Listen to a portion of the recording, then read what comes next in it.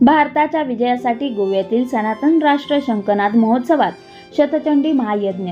सध्या चालू असलेल्या भारत-पाकिस्तान युद्धात भारताचा विजय व्हावा म्हणून सनातन संस्थेच्या वतीने होणाऱ्या सनातन राष्ट्र शंखनाद महोत्सवात 20 ते 22 मे 2025 या 3 दिवसांच्या कालावधीत 25 पुरोहितांद्वारे शतचंडी महायज्ञ करण्यात येणार आहे। हा यज्ञ सर्व नागरिकांसाठी खुला असून यात देश-विदेशातील नागरिक सहभागी होणार आहेत, अशी माहिती सनातन संस्थेचे राष्ट्रीय प्रवक्ते श्री चेतन राजहंस यांनी दिली आहे।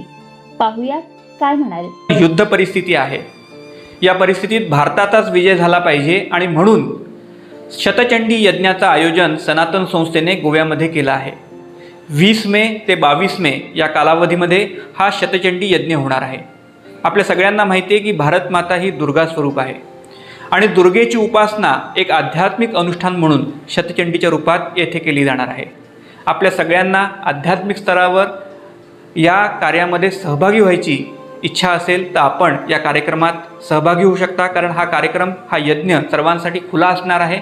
आणि मी सर्वांना सांगू इच्छितो की भारताच्या विजयासाठी आपण सर्वजण आपण आहोत त्या ठिकाणी प्रार्थना करूया। ज्यांना शक्य आहे त्यांनी शतचंडी यज्ञात सहभागी होण्यासाठी या कार्यक्रमस्थळी येऊया। मी सर्वांना आवाहन करतो की भारताचा विजय झाला पाहिजे, आपल्या सगळ्यांच्या प्रार्थना त्या देवतेपर्यंत पोचल्या पाहिजेत। एवढंच आपण करूया। आपल्या सगळ्यांना नमस्कार।